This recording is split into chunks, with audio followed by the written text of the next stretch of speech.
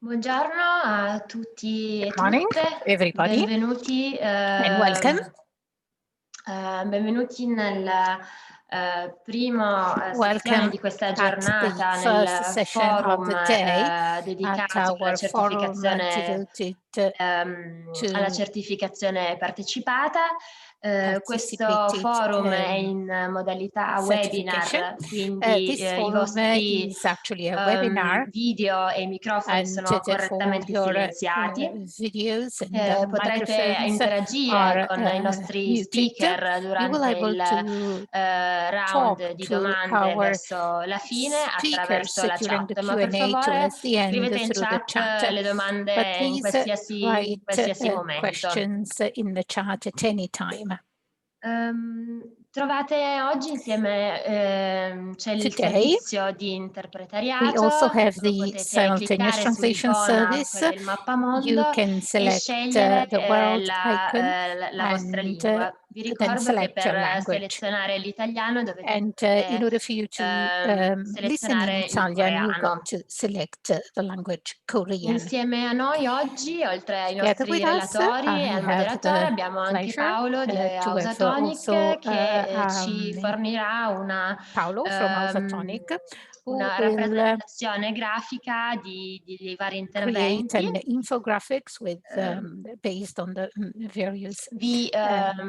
Vi do due parole di contesto sul perché oggi siamo qua a parlare della certificazione partecipata. Nello scorso Terra Madre nel 2018 avevamo già riflettuto sulla possibilità per tutti di iniziare un percorso verso la certificazione partecipata come strumento flessibile e accessibile che permettesse di garantire la qualità dei nostri progetti, in particolare con riferimento al progetto dei presidi. Durante i successivi 2 anni abbiamo percorso abbiamo fatto un lavoro soprattutto sul campo, facendo 2 progetti pilota, uno in Kenya con il presidio del miele degli Ogiek e uno in Messico con il presidio del maguey, proprio per capire se potesse essere uno strumento fattibile e attuabile per garantire la qualità dei prodotti dei presidi. Abbiamo poi anche iniziato un percorso in Italia con il presidio del fagiolo rosso di Lucca. In parallelo a tutto questo abbiamo lavorato per sviluppare delle linee guida cosa è la certificazione partecipata secondo Slow Food. Abbiamo lavorato sulla validazione di una scheda di garanzia, quindi lo strumento con cui si va in campo per appunto verificare i vari punti della certificazione e ci troviamo oggi un po' a condividere con diversi membri della nostra rete le loro esperienze. Non vado oltre, lascio la parola al nostro moderatore che gentilmente è qua con noi oggi, Giorgio Grusso, Project Coordinator alla FAO per la Mountain Partnership. Grazie Giorgio, prego. Thank you, Giorgio. You have the floor.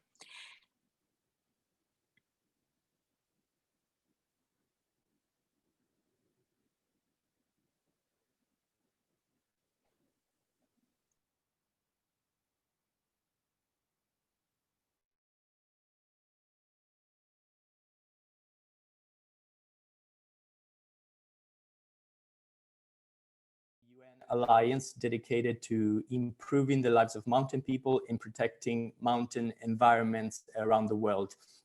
The partnership is hosted, as you said, by FAO in Rome, the Food and Agriculture Organization of the United Nations. And in particular, I coordinate a project called Mountain Partnership Products Initiative, or MPP Initiative, which is the reason why I'm here today.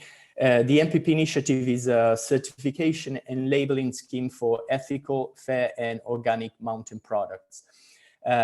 This initiative provides technical and financial support to smallholder mountain producers from developing countries to create enterprises, improve the production techniques, enhance the marketing skills, and differentiate their products from the competition.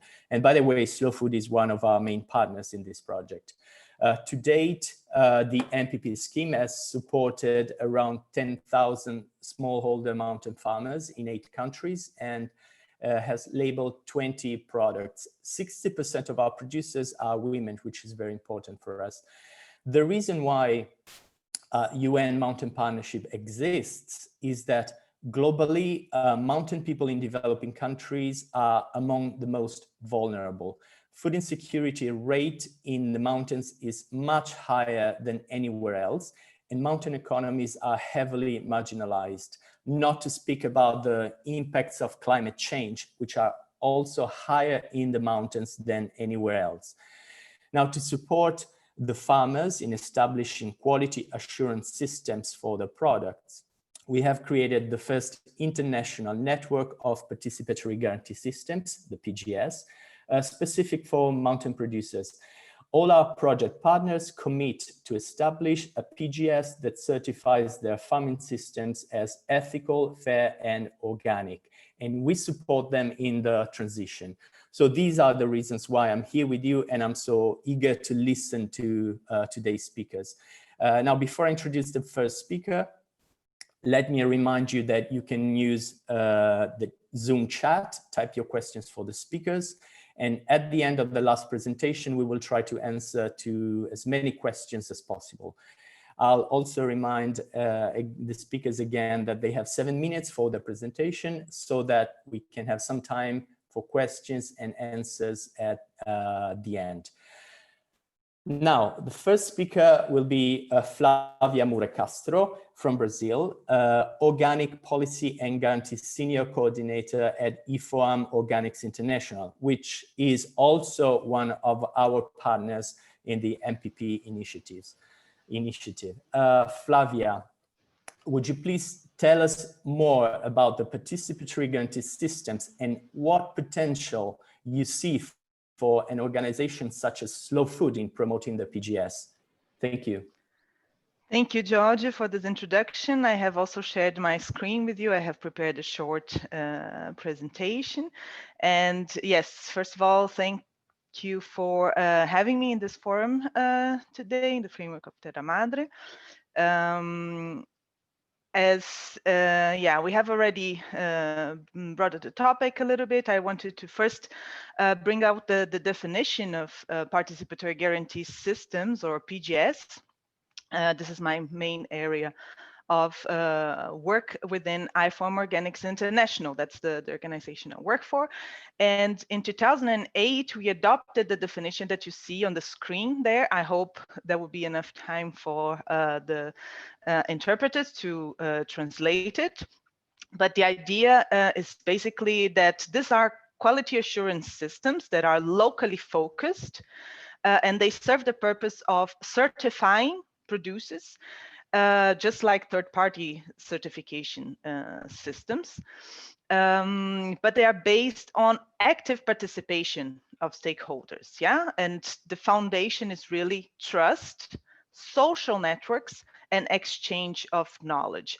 It's really important to remember that this is a definition that has only been adopted by IFOAM Organics International for the purposes of our work with this systems in 2008, but these systems have existed ever since at least the organic movement really became active, and the farmers realized that they needed the system to verify their practices, to learn more about what they were doing, and to have a way to tell the consumers about the special qualities of their own produce. You see the picture that you have there. This is 2004 in Torres in the south of Brazil, where I come from. Yeah, I live in Germany, but yes, I come from Brazil. And this was the first gathering of various initiatives that were working with alternative certification. That was the term used back then, or participatory certification.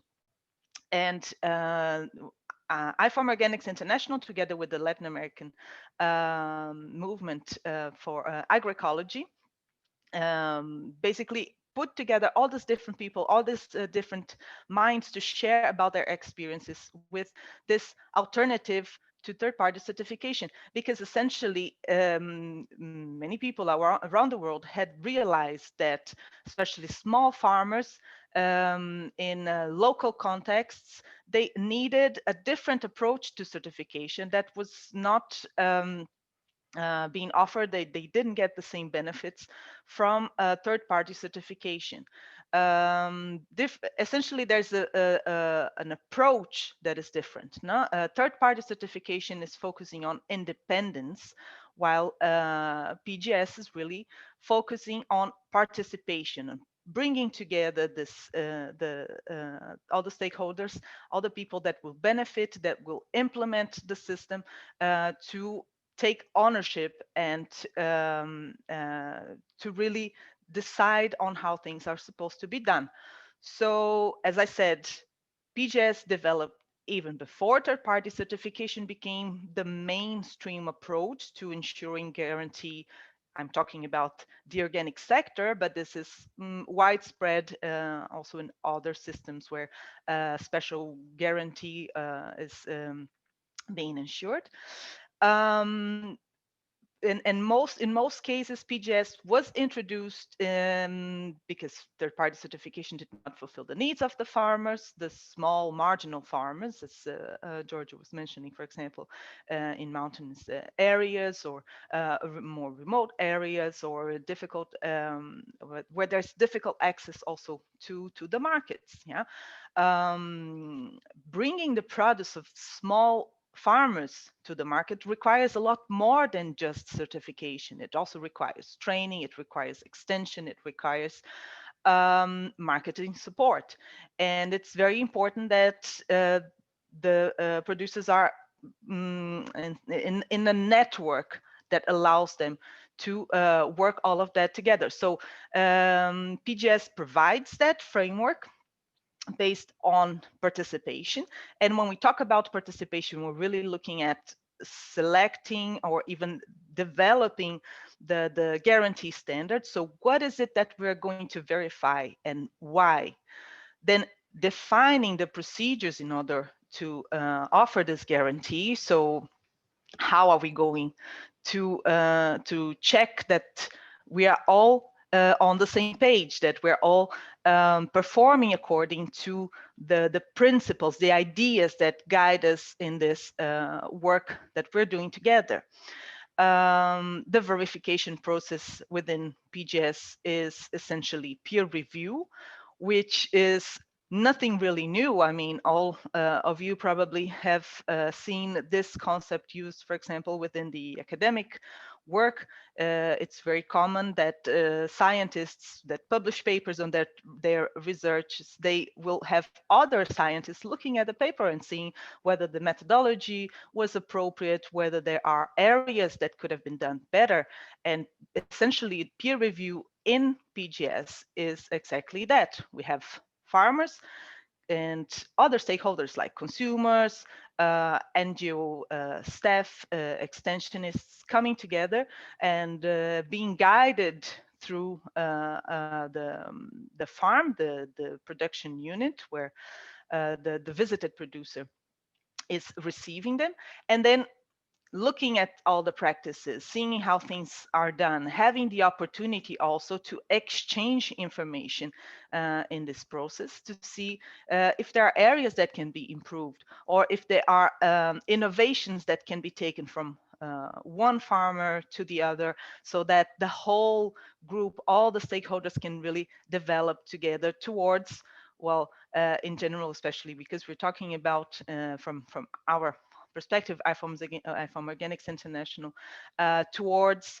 a real shift towards a real agroecological transition. No?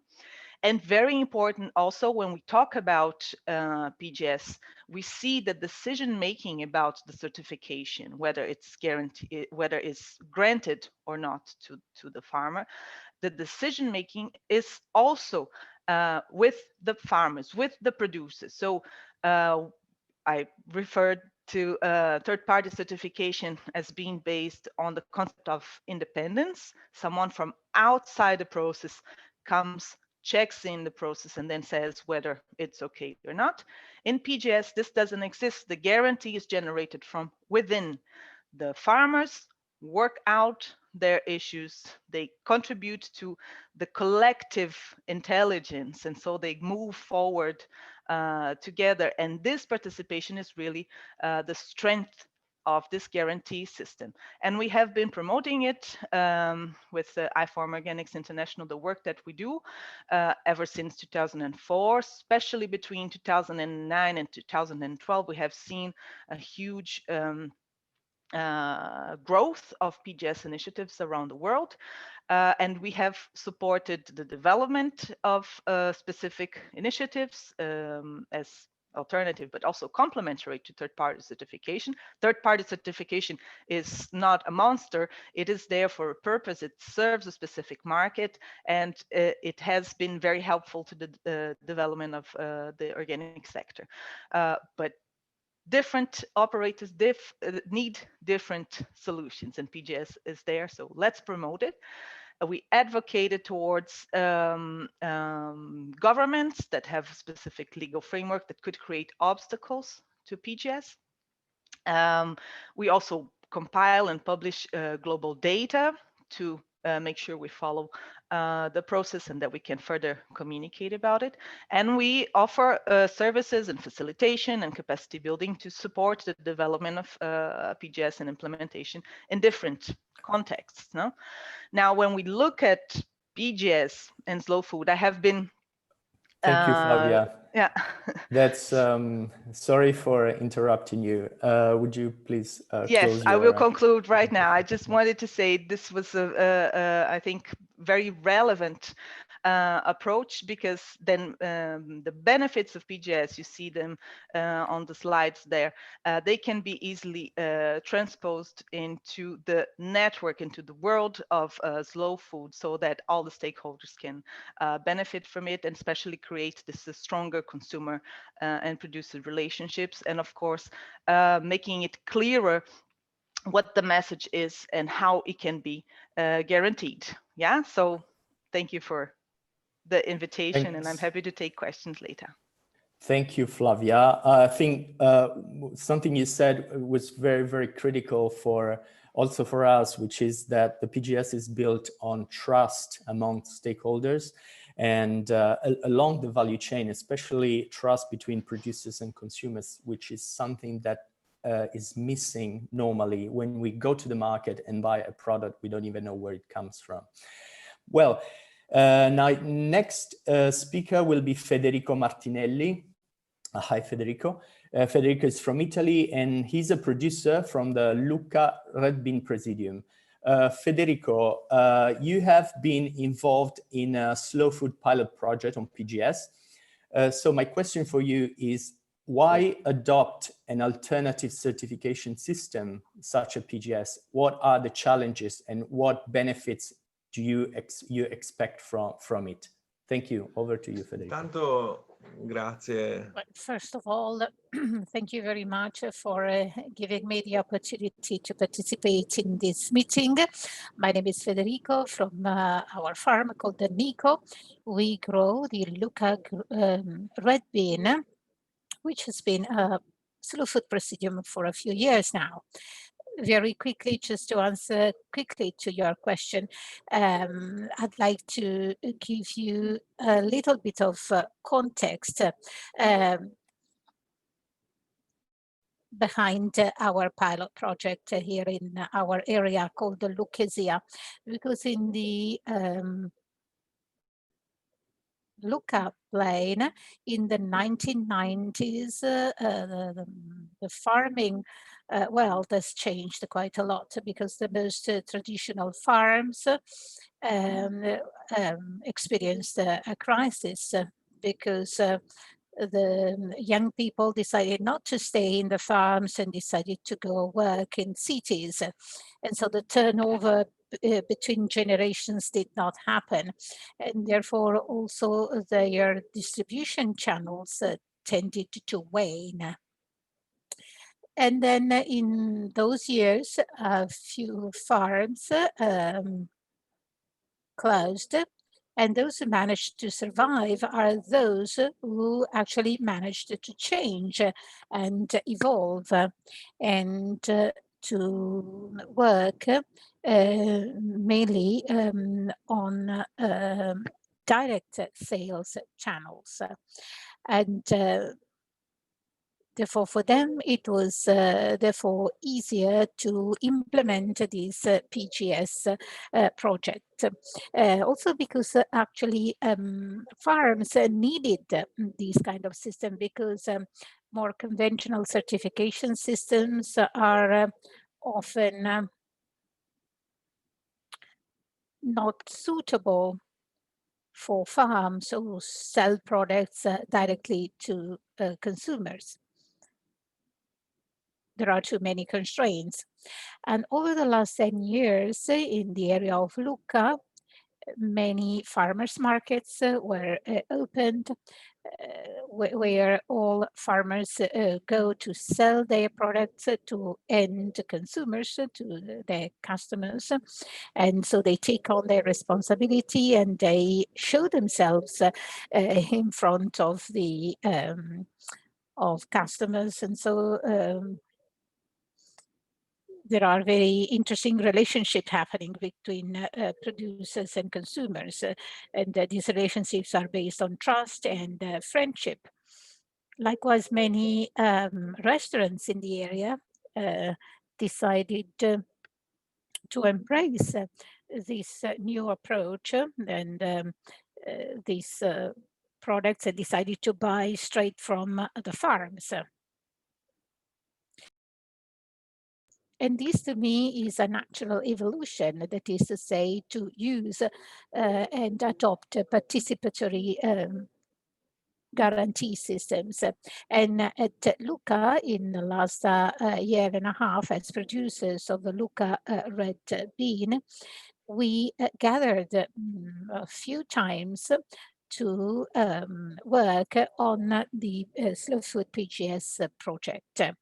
Actually, we tried to create a community around our presidium that includes not just farmers, but also, as I said, also restaurants and also people who go to farmers markets and also solidarity purchasing groups. And within this context, it is easier to implement participatory guarantee system. Personally, I believe that when we try to look forward, what we try to consider a longer time frame, PGS is definitely an excellent solution because it considers so it is focused on small scale farmers, so family-owned farms, very deeply rooted in the local territories. And this is going to be a very important tool to give back value to local farming, to local produce. And luckily enough, also at my farm, this change has happened over the last few years, and it is still in progress in some ways. And all our products are sold within 20, 30 kilometers from our farm. And this to us is a great luck. And the trust that I mentioned before, we actually experience this every day with customers coming to our farms, to the farmers market, to our fields. And also we have also an excellent relationship with restaurants. So despite now restaurants are having huge difficulties due to the COVID pandemic that has affected the restaurants quite a lot. So in spite of all this, so every week we meet these people, and also we try to adjust, to follow them, to adjust to their new needs. And within this context, the participatory certification is definitely an excellent solution. Also because it implies a step forward that also all farmers should make, because in the over the last few years, farms kind of isolated themselves. On the contrary, now it's important to open up and create links and networks among farms to both to optimize production, but also to be more rooted in the local territory. And this is a very extremely important to be able to to evolve towards the future. Thank you, Federico. Did you want to say something? No, that's it. He also mentioned the element of trust, so it seems to be a very critical element of the PGS, but also the need for farmers to evolve and change. And I mean, especially in these terrible times, I think this is necessary. It's necessary for us all, but especially for farmers who are dealing with the market. And also another key word that Federico said is the need of for farmers to networking, to create networks and help each other. Well, next speaker, thank you, Federico, again. Next speaker will be Bibong Widiarti. I hope I pronounced your name correctly, from Indonesia. Leader of Slow Food Jakarta urban area and PGS trainer. Bibong, please tell us more about your experience in PGS training in the Highlands territory north of Kalimantan and the PGS initiative on non-timber forest production. Bibong, over to you. Thank you. Okay, thank you very much for your, sorry. Yeah, the screens, yes. You can see the screens share? Not yet. Hello? Not yet. Not yet. Okay, okay, fine.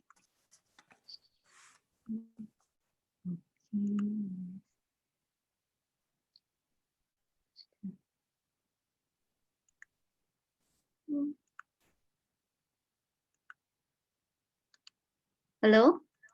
Yes. Why I can't operate? Can you help us? I still see you, but someone else apparently sees your screen. So I think you can go ahead and speak. Okay. Thank you. In Indonesia, PGS, good afternoon. I am Bibong Widiarti. I am organic farmer and also a PGS training.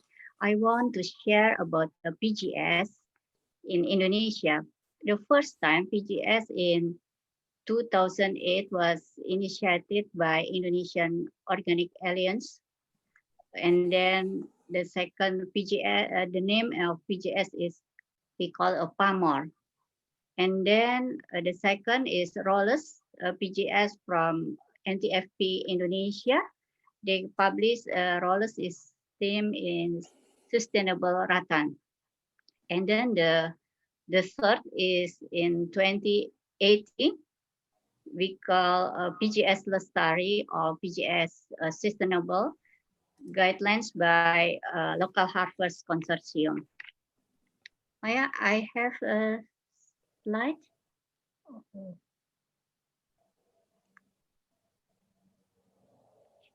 Slide. In the Krayan Highland, we are designed an organic and traditional agriculture area. Farmers in Krayan, North Kalimantan.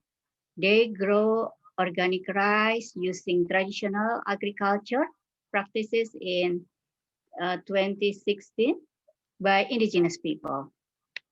And the initiative received official recognition from the district government in 2019. At the Formadat and WWF, WWF also facilitated some farmers for PGS in the North Kalimantan region, especially the Krayan area, starting with ICS or Internal Control System in 2013, and then Palmer and being to be introduced a PGS Padi Lestari in 2018. Started with TOT or trainer of the trainer. This followed by a woman and women rice farmer from each from each village and Formadat administration. The training, which lasts 2 days in each Krayan area, including introduction to the PGS, group standard making or IGS, and then simulation of form filling, a verification mechanism, and then validation and simulation as inspector. In this slide number 2, we can see the Aman, we call it with PGS Kopi Lestari in South Sulawesi. They conducted by Aman from Local Harvest Consortium. After the socialization, we have a socialization. The unit level PGS organization was continued and carried out simulation in the field like this. And the strength of capacity of PGS unit management. The comparative study had conducted to visit coffee producer and exporters in West Java. And so that PGS coffee members also get learning and enrichment experience. In my experience with the 2 areas, coffee farmers have preserved biodiversity and applied a local wisdom by planting various other trees and have begun to combine coffee with the bee. And the third is a spook was conducted local harvest with the palm sugar in Kolakal district and Southeast Sulawesi, and then PGS Sea Salt and Rembang Central Java. Here all parties all have been involved in the socialization process consisting of producer, co-producer, NGO, and local government, and trades or local collector, and the Tani Nelayan Cooperative. They are going together to make a PGS unit for palm sugar and PGS sea salt. For the thing is, we can consult about how the rules in PGS also adopt the local wisdom knowledge. For example, local plant we can use in process to making palm sugar and starting from natural preservative and leaf wrap, which are a unique characteristic in each region. In Java, they make a cube, but in Southeast Asia, they make like cylinders like in the photograph. And then the mix, in the mix as a proud, when we are when I facilitation and implementation of sea salt PGS and Rembang Central Java, that is some of farmers already knowing about quality classification of salt producers. So you can see that the white color, and then the quality is they have a first quality, second quality, and the third quality. In general, PGS Lestari concentrated 7 commodity: coffee, palm sugar, forest honey, tongkawang fat, rice, salt, and sago. The PGS are adopted by Indonesian National Standard for Organic Agriculture and the Indonesian National Standard related to each of its commodity. Its commodity also focus on biodiversity and concern of indigenous people by adopting local wisdom are part of PGS Lestari. Obstacles that happening during implementation are, the first is, it's difficult to recording the process to the document. So we need times to them to assistant for the local farmer or unit PGS. And the second is the implement the multi-stakeholder in the PGS institutional. The third, assistant for PGS unit and farmer members. And the fourth is the important factor is market access, especially for local market, because in Indonesia we have some rules in for market in if you want to go to main store and main market. Number 5 is advocacy and communication to various parties to get recognition so that PGS can be accepted in Indonesia. I think it's a small my experience for. Thank you very much, Bibong. That was a very interesting presentation. As I think we're running a little bit out of time, I would like to introduce the next speaker, which is Russell Carrington from the UK and founder of Pasture for Life certification. Russell, would you tell us what this certification is and maybe what participatory approach you developed for this project? Thank you. Over to you. Thank you, and good morning. It's great to be here, great to contribute to this forum, and I'll just be sharing some of our experience from the UK. So I'm part of an organisation which has developed a certification scheme, and really that bears many of the principles of PGS, and we are a community of farmers across the UK and Ireland of around 600 members, and we're working on sustainable livestock systems, and mostly that is relating to cattle and sheep for beef, lamb and milk production. And we are really trying to champion systems where the animals are just eating a natural diet of grass and conserved pasture, not grains or soya imported from overseas.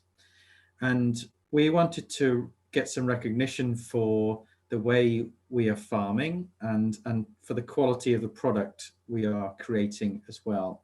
And so we started to think about having some sort of scheme to recognize that.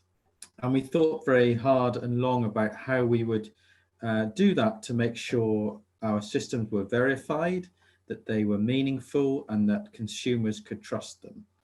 And so part of our work really started following, although we didn't know it at the time, a kind of PGS model where our farmers were checking each other. There was a peer review of what each other were doing, visiting each other's farms and checking what was happening.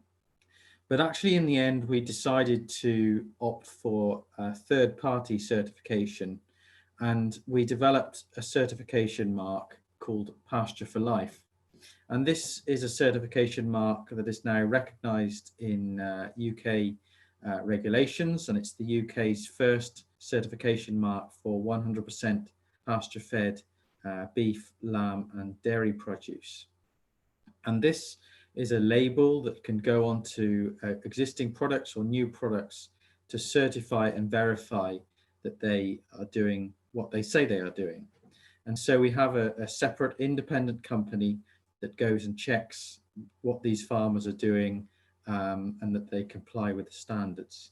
So that's what's different to PGS. But we have kept so many of the principles of PGS that actually sit behind this.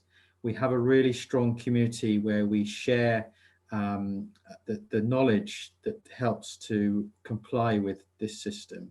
And we work together very closely to make sure that everybody's complying, there's nobody cheating, that we have a very trustworthy system. So in that sense, it keeps many of the PGS values. And really the same I think for PGS is that we position this scheme and this certification in the middle of these three really important things. What works for the farmers, and really important to listen to what works for the farmers, what is sustainable for them. Listen to what the market needs, what the consumers are saying, what they're expecting, but also working with scientists to really understand what we're doing and why it benefits animal welfare, why it benefits human health, and why it benefits for the environment. And of course, you will know that these livestock, cattle and sheep, are in the picture at the moment for their possible contribution towards climate change. And so there is a big discussion and also need to understand these systems and actually see how they're not a problem, but they are actually a solution to global warming in the way that they help us manage the environment and put carbon back into the soil. So for us, it's really important to balance these three aspects.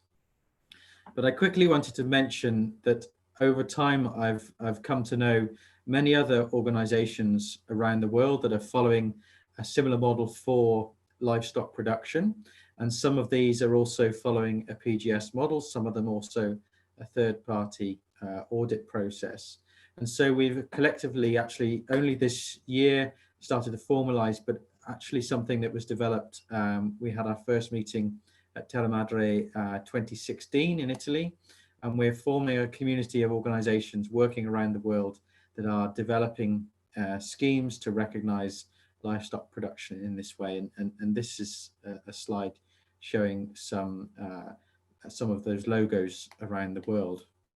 So it's very exciting that this is quite a key area for development, for recognition, and showing what can be done for this type of production and using methods like PGS. And I wanted to finish really by talking about the supply chains and the complexity of that, because I think that's a challenge for certifications around the world and PGS schemes as well, and how those connections are made between the raw material producer, the farmer on the left-hand side, and the final customer, the consumer, on the right-hand side. And very often these pass through a narrow point in the supply chain that is just where there's a few companies having control over what is happening. And so there's a lot of complexity to navigate with a brand or a label or a principle of working.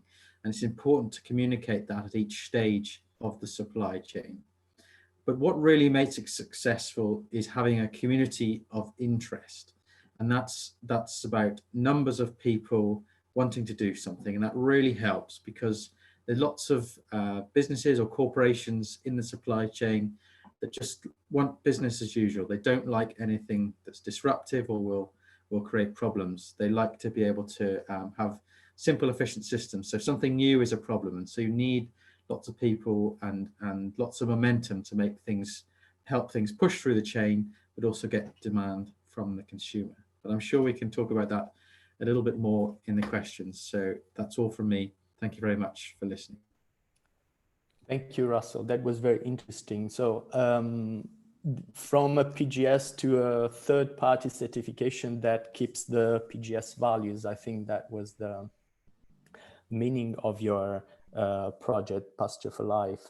And that actually is very interesting, because when we at the Mountain Partnership started this Mountain Products Initiative and started being involved in PGS, I was not very familiar back then with the PGS. So we asked our partner producers what they thought about it, and they said, we would like to implement a PGS and we would request your assistance. But my first thought at the beginning was, I thought that PGS would be just a temporary type of certification for them. I thought that they would all aim for a third-party certification, because PGS is normally recognized locally or at national level, while third-party certification can have an international recognition. And it was very interesting. I had a very interesting chat with a woman producer in Peru.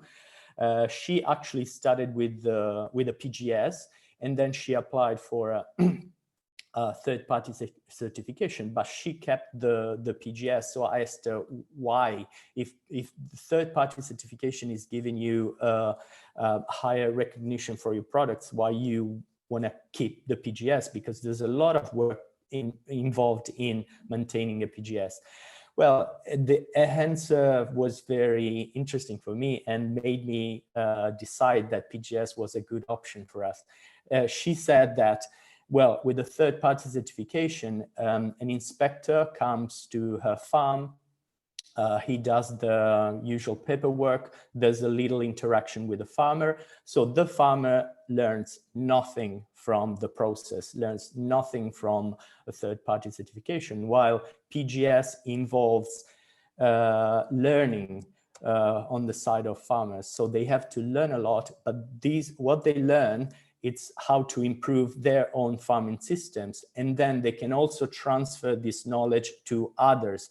So there's this element of learning and knowledge sharing, which is only with the PGS, not with the third-party certification. So I thought that was a good answer. It convinced us to be involved in a PGS. But I guess that every farmer, every group of farmers has different needs. So even a third-party certification that holds on and keeps the PGS values can be a good option, because they all have to deal with the market. So they know what the market around them needs from them, and how to build the trust with the consumers. So thanks a lot to all our speakers today. I think we have some questions in the chat. Let me check. Well, one question was, do you see any form of competition between the PGS and the GIS, the geographical indications? I don't know, well, some of you have already answered to this. I don't know if, who wants to answer this question? Maybe Flavia, as you come from the organization that is promoting PGS around the world. Yes, thank you, Giorgio. Well, I see, so PGS is a guarantee system, and GIs look into ensuring where a certain product is coming from, that a certain set of knowledge and skills is being used, that there is a process that is being followed. So I can only see synergies between the two of them, and the possibility of actually integrating, for example, one and the other. I really don't see any competition there. It's really just about setting up the system the way, from our perspective, as long as participation can be ensured, and that it makes sense for the people applying the system. There's no reason to see it as a competitor. Thank you, Flavia. I don't know if any other of our speakers wants to add something to it. Russell, go ahead. Yes, I'm also involved in a European focus group looking at the role of different labels and certifications, and we also considered this question. And I agree with Flavia that they can be complementary. And it's so important that as producers, we need to figure out new ways and better ways of telling our stories. And the more ways or handles we can use to do that, it can be beneficial. Of course, that sometimes comes at a cost, but understanding what is relevant to the market can be really important to help decide what tools are used in that marketing. Thank you, Russell. I have another question, maybe for Bibong, because you mentioned the PGS, which has national standards in Indonesia. So this question from the chat says, which are the advantages and or disadvantages of a PGS state recognition? Hello, sorry. Can you hear me, Bibong? The connection is not stable in here. The question was if there are more advantages or disadvantages in having the PGS recognized by the state with national standards. In here in Indonesia, we are going to be advocacy and then communication with the various parties to get recognition, because it's important for our PGS, especially for small farmer, because if they have the PGS certification, and then they can to sell with the to make a market, more market, not only for the local market. I think it's important for it. Thank you, Bibong. Flavia, in your experience, the PGS around the world is generally recognized by governments, or is more a local type of certification? So this year we have seen another 3 countries being added to the list of countries with a legal framework for organic agriculture that now also include PGS. So we see it as a trend in the framework of organic agriculture around the world, that more countries that have a legal framework are also recognizing PGS for the benefits that they have, specifically in most cases for the domestic market. So seeing it as a tool to develop the domestic market, and 15 out of 80, which are the total number of, or about the number of countries that actually have a legal framework for organic guarantee. It doesn't sound like a lot, but it has increased so much in the past year. So more governments are becoming aware of this potential and are getting interested and involving the local stakeholders, especially where PGS initiatives already exist, structures are already operational.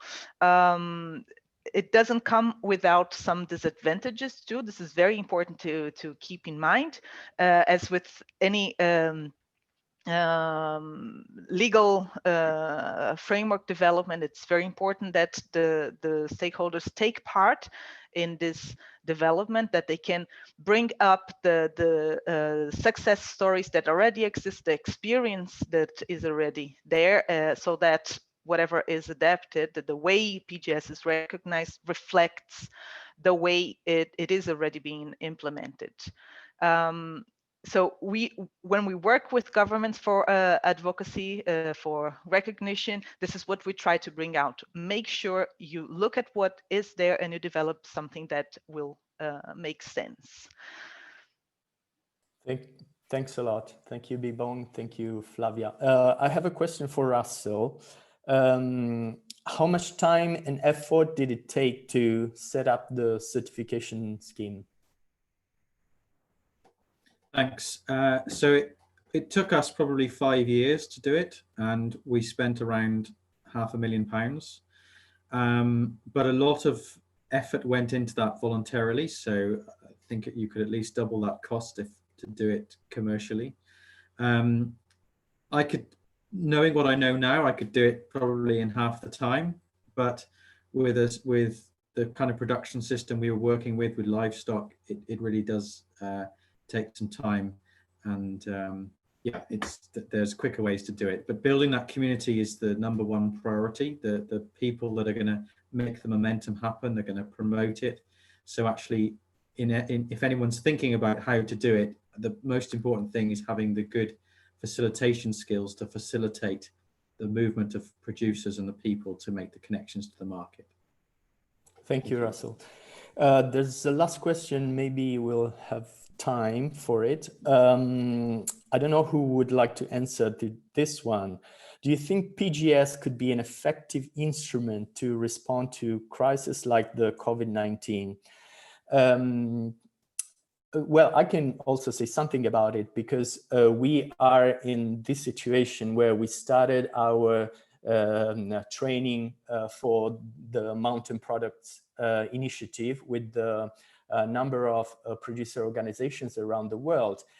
And then the lockdown started, and we actually know that we will not be able to take them to the last phase of the PGS, which is the peer review. So all field activities at the moment cannot take place. So we have been discussing with our partners, IFOAM, if they think there will be an evolution of the PGS in terms of trying to find a way to complete the process, even in cases where people can't move from the houses. So maybe this question is for Flavia. I know that you're also thinking about the evolution of the PGS, so maybe you can say a word about it.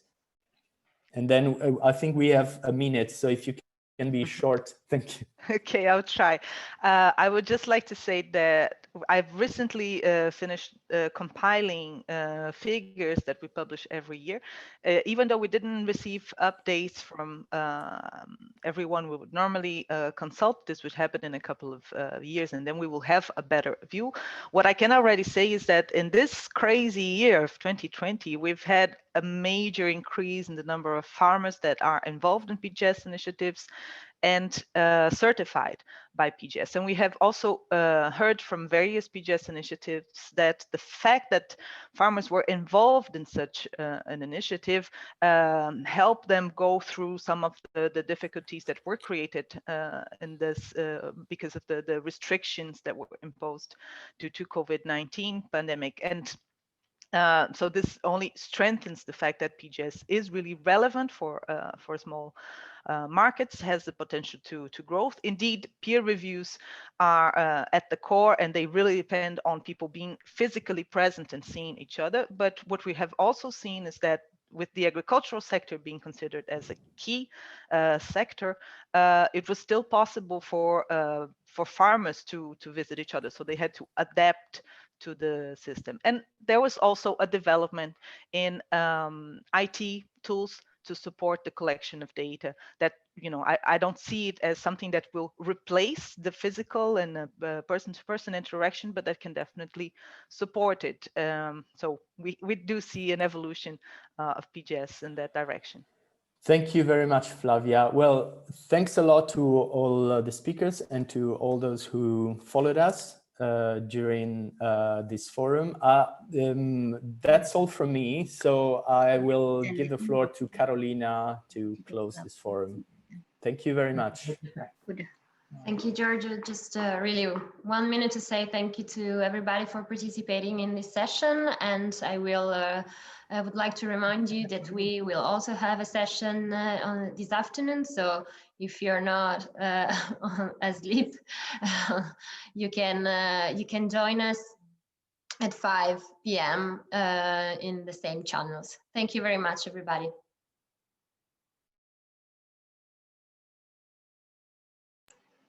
Thank you.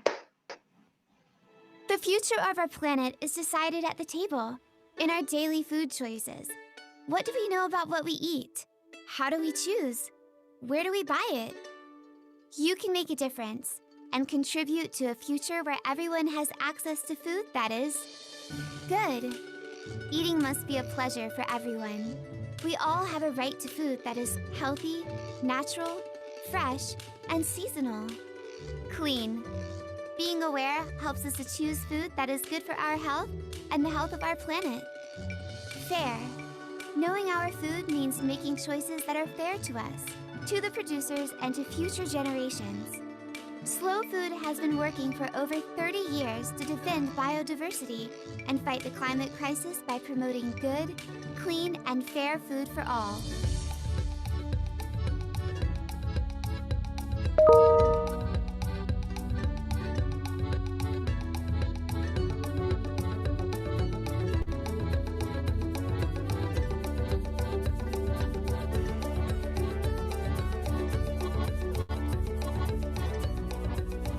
Support Slow Food. Let's act together for the common good. Go to donate.slowfood.com/en and follow us at terramadreselunadelgusta.com.